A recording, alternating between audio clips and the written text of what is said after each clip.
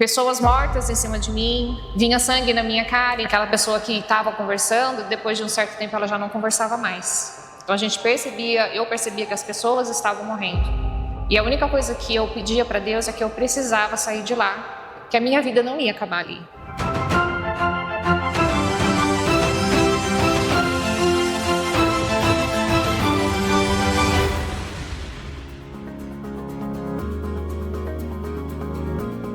Eu sou a Joyce Berni, eu tenho 47 anos. Eu nasci na cidade de Tupã, em 15 de dezembro de 1978. Meus pais chamam Maria de Lourdes Conceição Berni e meu pai Norival Berni. A minha infância foi uma infância tranquila, como qualquer outra criança tem, de ter os pais presentes, de viagens, de ir à escola, de passear, de ficar com a família, passar os finais de semana com a família de churrasco. Uma família tradicional, vamos dizer assim, em Tupã. Aos 13 anos de idade, a gente foi fazer uma viagem para a Oktoberfest, que na verdade a gente saiu daqui no dia 8 de outubro de 1992. E aí o meu irmão, na época, que ele devia ter por volta de 20 anos, ele quis ir e meu pai falava, não, então se você não vai sozinho, nós vamos todos, nós vamos juntos. Então a gente saiu de Tupã, foram 2 ônibus que saíram em frente ao Grande Hotel Tamoios, às 8 horas da noite. E aí a gente foi para a Oktoberfest.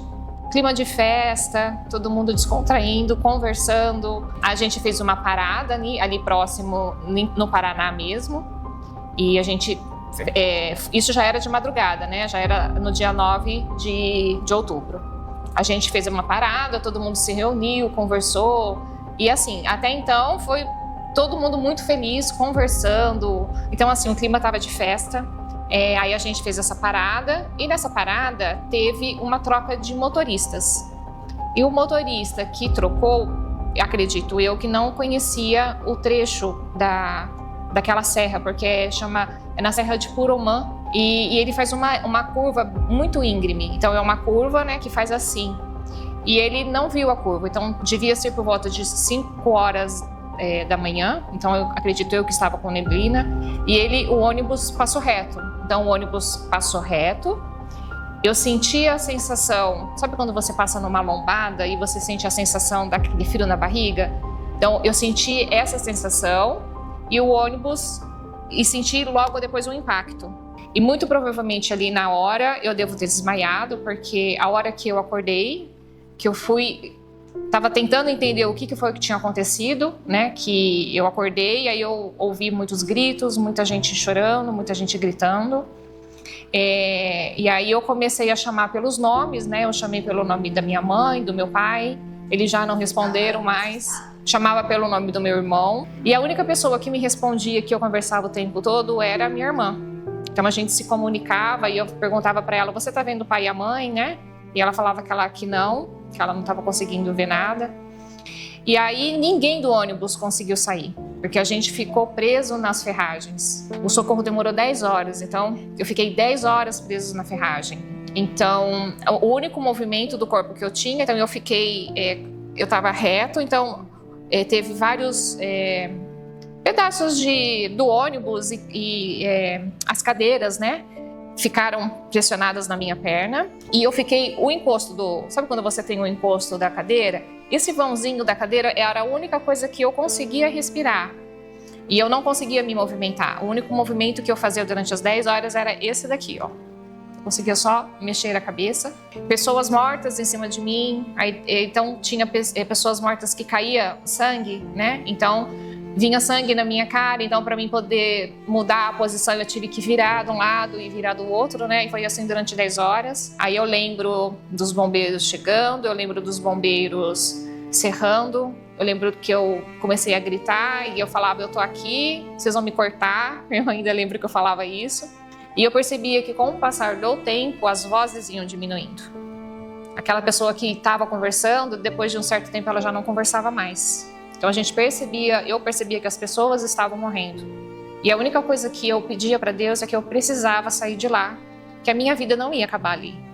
Eu falava para Deus que eu tinha um propósito muito grande e que eu sabia Meus pais haviam morrido, mas que eu queria sair dali.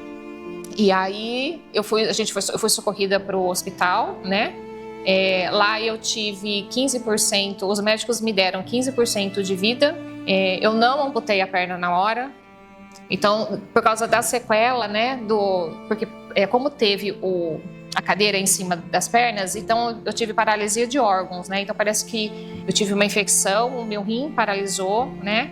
Então eu tive que fazer hemodiálise. Mas depois de 2 dias, né? O médico chegou para mim e falou assim, eu estava na UTI, a minha irmã já tinha saído, ela tinha ido para o quarto.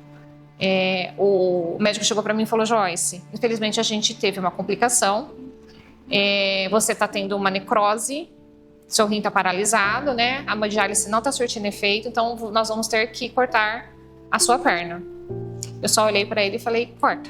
Então primeiro eles amputaram os dedos, depois a infecção subiu, eles amputaram o pé, depois eles subiram um pouquinho acima da canela, porque eles estavam tentando segurar a articulação do joelho, né? Depois foi um pouquinho acima do joelho e depois, por fim, a minha última amputação foi na altura de uma fratura, porque eu ainda tive uma fratura de fêmur. Então foram mais ou menos 6 amputações que eu tive nesse quase um mês de internação, que eu fiquei internada no Hospital Cajuru, em Curitiba, mais ou menos 1 mês e 1 semana. Então, naquela época, depois que eu vim embora para Tupã, então eu fui recebida no aeroporto com 2 ônibus, a escola foi lá para me receber. Então eu tive o apoio de muitos amigos, eu tive o apoio da minha família, mas até então eu ainda estava numa cadeira de roda. Então pensa bem, uma menina com 13 anos de idade que perdeu o pai, a mãe e o irmão num acidente trágico, como sobreviver e reacender, né, de novo a chama de você falar, não, eu sou viva e eu preciso continuar a minha vida. Ser mulher na adolescência, né, então eu tive muita dificuldade de me olhar no espelho, eu não me olhava no espelho, e passei assim, mesmo assim, eu tentei escolher uma profissão que eu pudesse me adequar com a prótese, né, então eu escolhi a odontologia, porque a odontologia eu ficaria a maior parte do tempo sentada para poder fazer o atendimento dos pacientes. Fiz odontologia na Unimar.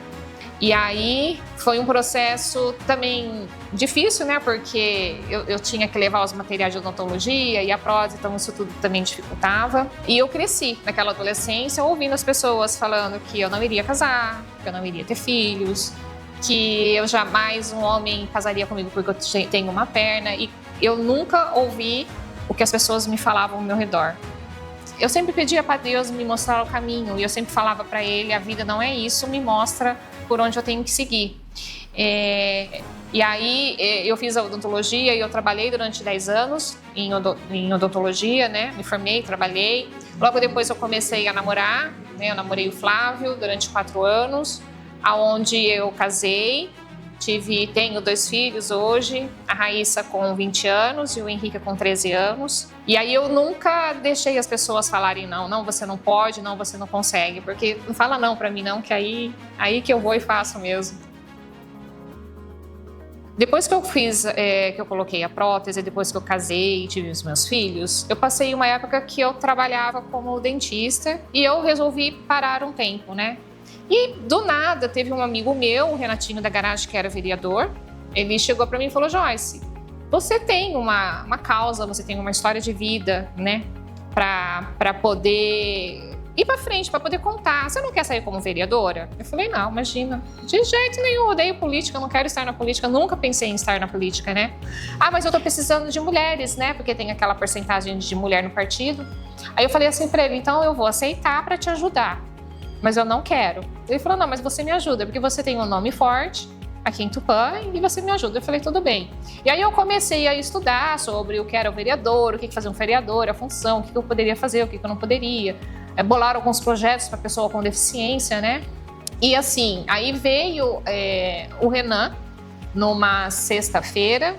Ele tinha que dar o nome da coligação dele do partido na segunda-feira, porque acabava o prazo. Na sexta-feira ele me ligou à tarde, pediu para mim subir lá na firma dele que ele precisava falar comigo. Eu falei, nossa gente, o que foi que aconteceu? Eu estava na minha casa, sossegada, limpando a minha casa, cuidando da minha casa como eu sempre fiz, né? Mas também me preparando para sair como vereadora. E aí ele me ligou e pediu para mim subir lá. Eu subi, a hora que eu cheguei tinha uma sala cheia de empresários de Tupã e falando, olha, a gente queria fazer um convite para você. Eu falei, nossa, o que foi que eu já fiz de errado? Nem comecei, já errei, né? Então a gente está querendo que você saia como vice-prefeita, né? Junto comigo, ao meu lado. Eu falei, não, gente, imagina, vocês estão ficando doidos.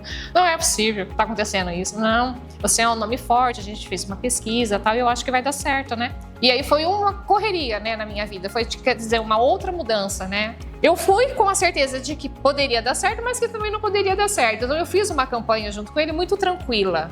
Porque, na verdade, eu não tinha uma questão política que as pessoas iam ficar me cutucando nas redes sociais, entendeu? Ele já vinha de um cargo, né, político já de muito tempo, então ele já tinha um nome, né? Mas aí eu fui muito tranquila, então eu comecei a fazer as reuniões, né? Algumas sozinhas, outras com ele. E aí eu fui me adaptando e fui gostando e fui... E no fim, dia 6 de outubro, me saiu o tão esperado resultado que a gente havia ganhado, né? E, nossa, na hora, eu sei que no dia foi muito emocionante, eu só chorava, né? E perguntava para Deus, o que você quer de mim? De novo, né? Mais uma vez. Eu vivi tanta coisa nesses últimos anos, eu aprendi tanta coisa, eu amadureci, eu chorei, eu tive vontade de desistir, mas mesmo assim, eu sempre acreditei que Deus tinha um propósito na minha vida, que coisas boas sempre vêm. Apesar da gente estar no deserto, eu acho que sempre tem uma hora que Deus responde às suas orações. Então, para que não desistam, para que as mulheres que sofrem abusos, que fazem algumas outras coisas que a gente não consegue entender, que passam pela vida, que não desistam, não deixem as pessoas dizer que você não pode, que você não consegue, que você não é bonita. Não escutem essas pessoas, porque eu, como prova viva, eu sei disso. Ainda bem que eu não escuto o não. E, aliás, não me fala não, porque eu sempre tento ir atrás do que eu realmente quero. Para sempre lutar, para não desistir, para acreditar que Deus tudo pode e que nada para Deus é impossível.